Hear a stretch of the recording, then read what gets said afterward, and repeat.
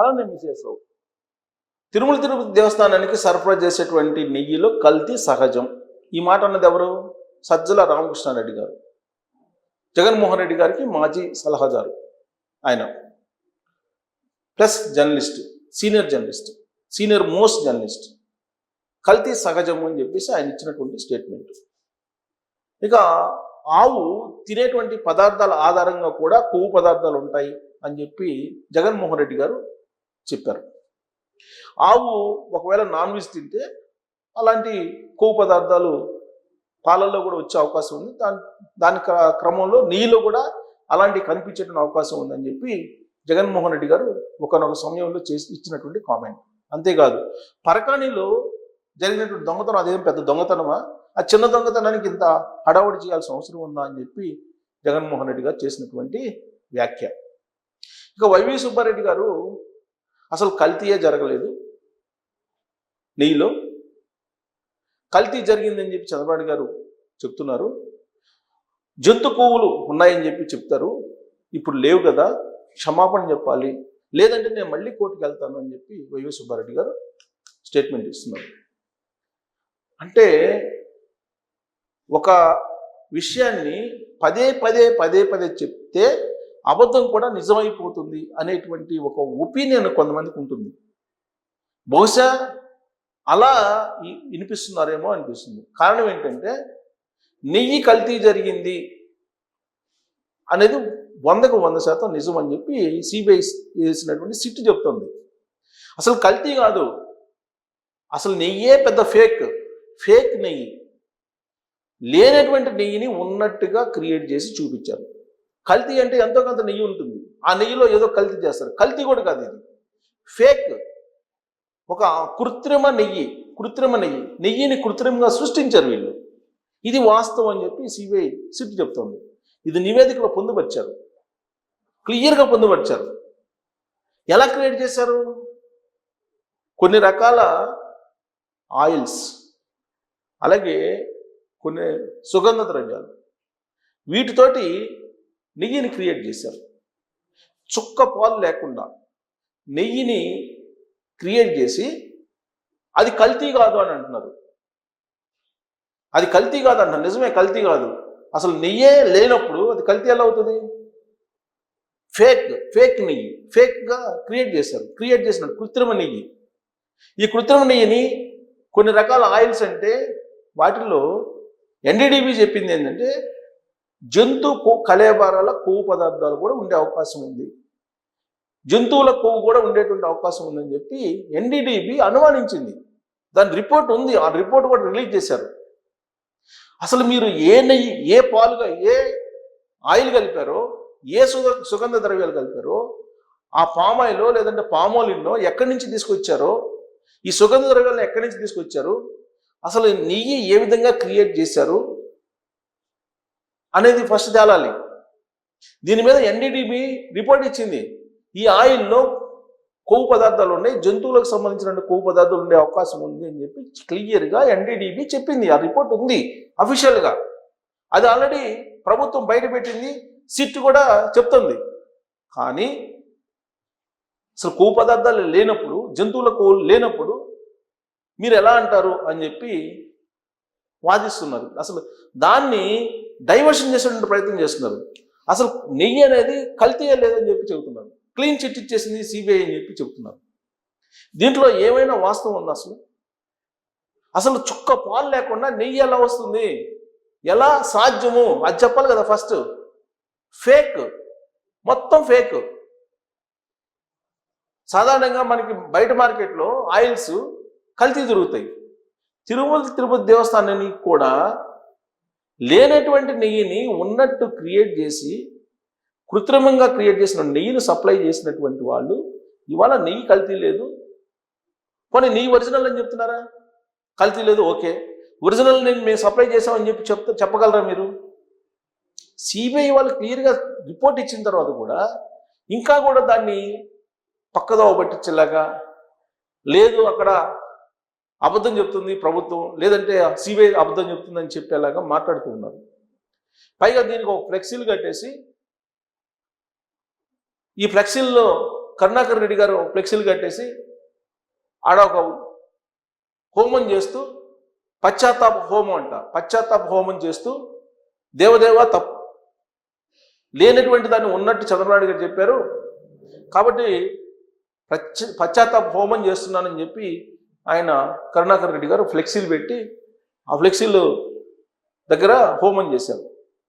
కరుణాకర్ రెడ్డి గారు అసలు తిరుమల దేవస్థానం తిరుమల వెంకన్న స్వామి గురించి ఏమన్నారనేది ఒక్కసారి గుర్తు చేసుకుంటే అదొక నల్ల రాయి అని చెప్పేసి అన్నారు.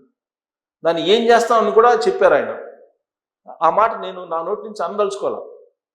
అది నల్ల రాయి, ఆ రాయిని ఒకదానితో కొడతానన్నాడు. నేను ఆ మాట చెప్పడానికి కూడా నాకు నోరు రావట్లేదు. కారణం ఏంటంటే అంత దారుణమైనటువంటి పదాన్ని ఉపయోగించారు ఆయన. ఆయన పశ్చాత్తాప హోమం చేస్తున్నారు. చంద్రబాబు నాయుడు గారు తప్పు చెప్పారు, లేనటువంటి దాన్ని ఉన్నట్టు చెప్పారు, జంతు కొవ్వు ఉన్నట్టు చెప్పారు, అసలు కల్తీ లేని నెయ్యి మేము సప్లై చేసామని చెప్పేటువంటి ప్రయత్నం చేస్తున్నారు. అంబటి రాంబాబు గారు ఆయన భూత పురాణం ఎత్తుకున్నారు. మరి వీళ్ళు ఏం చెప్పదలుచుకున్నారు? ప్రజలకి ఏం చెప్పదలుచుకున్నారు? సరే, ప్రభుత్వానికి చెప్పాల్సిందా, అట్లీస్ట్ ప్రజాక్షేత్రంలో ఉన్నది ఉన్నట్టయితే చెప్పాలి కదా. ఒకవేళ మీరు చెప్పకపోతే నిజాలను తెలుసుకునేటువంటి అనేక మాధ్యాలు ఉన్నాయి. సోషల్ మీడియా ఉంది, మీడియా ఉంది, వ్యవస్థలు ఉన్నాయి, ఇవన్నీ ఉన్నాయి కదా. ఎవరు చెప్తుంది కరెక్ట్, ఎవరు చెప్తుంది అబద్ధం అనేది తెలుసుకోలేనటువంటి పరిస్థితుల్లో పబ్లిక్ ప్రజాక్షేత్రం ఉందని మీరు అనుకుంటున్నారా? క్లియర్గా చుక్క పాలు లేకుండా మీరు నెయ్యి క్రియేట్ చేశారు కదా. ఇది వాస్తవం కదా, 100% వాస్తవం అని చెప్పి క్లియర్గా చెప్పింది కదా సిబిఐ సీటు. ఇప్పుడు కూడా దాని గురించి మాట్లాడుతున్నారంటే ఇక ఆ దేవుడే మీకు ఏ విధంగా మరి శిక్షను కానీ ఏ విధంగా దేవుడు మిమ్మల్ని ఆలోచించుకుంటారో, ఏ విధంగా మిమ్మల్ని ట్రీట్ చేస్తారో నాకైతే తెలియదు. కానీ ఉన్నటువంటి విషయాన్ని తిరుమల తిరుపతి దేవస్థానం చైర్మన్ గారు ఇప్పుడు బిఆర్ నాయుడు గారు చెప్పారు. ఆయన ప్రెస్ మీట్ పెట్టి తన బాధను వ్యక్తం చేశారు. ఇంత జరుగుతుంటే సిట్టు క్లియర్గా చెప్తే దాన్ని వక్రీకరించడం ఏంటి తిరుమల తిరుపతి దేవస్థానం విషయంలో, తిరుమల వెంకన్న విషయంలో అని చెప్పి ఆయన ప్రెస్ మీట్ పెట్టి చెప్పారు. జగన్ గజ దొంగలంతా క్షమాపణ చెప్పాలి. నెయ్యి కొనుగోలులో అన్ని ఉల్లంఘనలే, జంతువులకు ఉందని ఎన్డీడీబీ ల్యాబ్ నివేదిక. సో ఎన్డీడీబీ ల్యాబ్ నివేదికనే ఇప్పుడున్నటువంటి చైర్మన్ గారు చెప్తున్నారు. తర్వాత సిట్ సప్లిమెంటరీ ఛార్జ్ షీట్లో లోపాలు, సుబ్బారెడ్డి పిఏ ఖాతాలోకి వచ్చిన కోట్ల రూపాయలు ఎక్కడికి పోయాయి, కల్తీ నెయ్యి దందా వెనుకున్న పెద్దలను బయట పెట్టాలి. సో ఎందుకు బయట పెట్టాలి పెద్దలు అనేది ఆయన క్వశ్చన్ చేస్తున్నారు. నెయ్యి కల్తీ జరగలేదని సిట్ క్లీన్ చిట్ ఇచ్చిందని అబద్ధాలు చెబుతున్న వైసీపీ నేతలకు సిగ్గుండాలని టీడీటీ చైర్మన్ బిఆర్ నాయుడు మండిపడ్డారు. కోట్లాది మంది హిందువుల మనోభావాలు దెబ్బతీసిన కల్తీ నెయ్యి వ్యవహారంలో మాజీ సీఎం జగన్ సహా గజదొంగలంతా హిందూ సమాజానికి క్షమాపణ చెప్పాలని డిమాండ్ చేశారు. తిరుపతిలో మీడియాతో మాట్లాడారు. గత వైసీపీ ప్రభుత్వంలో జరిగిన వేలాది అరాచకాల్లో కల్తీ నెయ్యి వ్యవహారం కూడా ఒకటన్నారు. సిట్ ఛార్జ్ షీట్లో 100% కల్తీ నెయ్యి అని పదే ప్రస్తావించిందన్నారు. అయితే జంతువులకు లేదని చెప్తూ వైసీపీ నేతలు యజ్ఞాలు, యాగాలు, సంబరాలు చేసుకుంటున్నారని అన్నారు. హిందూ దేవులను, భక్తులను కించపరిచే విధంగా గత వైసీపీ పాలనలో దాడి జరిగిందని ఆరోపించారు. నెయ్యి కొనుగోలుకు సంబంధించి తొలి రోజు నుంచి అన్ని ఉల్లంఘనలే జరిగాయి అన్నారు. సామర్థ్యం లేని డైరీలకు నెయ్యి సరఫరా ఆర్డర్లు ఇచ్చారని అన్నారు. వైసీపీ ప్రభుత్వ హయాంలో 5 ఏళ్లలో 250 కోట్ల విలువైన 60 లక్షల కిలోల నెయ్యి కొనుగోలు చేశారన్నారు. అందులో జంతువుల కొవ్వు ఉందని ఎన్డీడీబీ ల్యాబ్ రిపోర్ట్ తేల్చిందని, దాని ఆధారంగానే సీఎం, డిప్యూటీ సీఎం, సాధువులు స్పందించారన్నారు. ఇది కోటెడ్. ఇక్కడ చూడండి, ఇప్పుడున్నటువంటి చైర్మన్ ఏం చెప్తున్నారు? ఎన్డీడీబీ ల్యాబ్ రిపోర్ట్ తేల్చింది, జంతు కొవ్వు ఉందని ఎన్డీడీబీ ల్యాబ్ రిపోర్ట్ తేల్చిందని చెప్పారు. దాని ఆధారంగానే సీఎం కానీ, డిప్యూటీ సీఎం కానీ, లేదా సాధువులు కానీ వీళ్ళందరూ మాట్లాడారని చెప్పారు. చుక్క పాలు కానీ, చుక్క జున్ను కానీ లేవన్నారు తనిఖీ కోసం పంపిస్తే బోలేబాబా డైరీలో. కానీ 60 లక్షల కిలోల నెయ్యి వచ్చిందని చెప్తున్నారు ఆయన. సో ఇదంతా వైవి సుబ్బారెడ్డి వ్యవహారం. వైవి సుబ్బారెడ్డి ఆయన సతీమణి బ్యాంకు ఖాతాల వివరాలు అడిగితే సహకరించలేదన్నారు. టీటీడీలో ఏ ఫైల్ తీసుకున్నా అవినీతి కనిపిస్తుందని, ఒక్క ఫైల్ కూడా సక్రమంగా లేదని చెప్పారు. టీటీడీని భ్రష్టు పట్టించి కోర్టు సంపాదించారు. సిట్ కోర్టులో దాఖలు చేసినటువంటి సప్లిమెంటరీ ఛార్జ్ షీట్లో లోపాలు ఉన్నాయని అభిప్రాయపడ్డారు. సుబ్బారెడ్డి పిఏ చిన్నప్పన్న ఖాతాలోకి వచ్చిన కోట్ల రూపాయల తర్వాత ఎక్కడికి పోయాయన్నది ఛార్జ్ షీట్లో లేదన్నది. ఆ దిశగా ఎందుకు దర్యాప్తు చేయలేదని కనీసం తదుపరి ఛార్జ్ షీట్లోనైనా కల్తీ నెయ్యి దందా వెనుక ఉన్న పెద్దలను బయట పెట్టాలని డిమాండ్ చేశారు. ఇది విషయం. సో ఇక్కడ 11 మంది అసెంబ్లీకి రండి, అసెంబ్లీలో ఇది గురించి మాట్లాడదామని చెప్పి తెలుగుదేశం పార్టీ ఎమ్మెల్యేలు సవాల్ చేస్తున్నారు. మరి వస్తారా ఈసారి అసెంబ్లీకైనా? బడ్జెట్ సమావేశాలకు వచ్చి ఈ కల్తీ నెయ్యి గురించి మాకు క్లీన్ చిట్ లభించింది, సిబిఐ సిట్ క్లీన్ చిట్ ఇచ్చేసింది అని చెప్పి రిపోర్ట్స్ బయటపెట్టి ప్రజాక్షేత్రంలో చర్చకు సిద్ధమా అని చెప్పి తెలుగుదేశం పార్టీ డిమాండ్ చేస్తుంది. టీటీడీ చైర్మన్ గారు మాత్రం చాలా క్లియర్గా చెప్పారు. ఎన్డీడీబీ రిపోర్ట్లో జంతు కొవ్వు ఉందని చెప్పి రిపోర్ట్ ఇచ్చింది కదా, మరి దానికి ఏమంటారని చెప్పి ఆయన ప్రశ్నిస్తున్నారు. కల్తీ అనేది సహజం అని చెప్పి సజ్జల రామకృష్ణారెడ్డి గారు, ఆవు మేసేటువంటి మేతలో నాన్ వెజ్ తరహా ఆనవాళ్ళు ఉంటే అలానే వస్తాయని చెప్పి జగన్మోహన్ రెడ్డి గారు, ఈ ఎంత చిన్న కేసులు కక్ష సాధింపు కేసులు అని చెప్పి ఆయన అంటున్నారు. వైవి సుబ్బారెడ్డి గారేమో చంద్రబాబు నాయుడు గారు క్షమాపణ చెప్పాలని డిమాండ్ చేస్తున్నారు, మళ్ళీ ఇంకోసారి కోర్టుకు వెళ్తామని చెప్పి అంటున్నారు.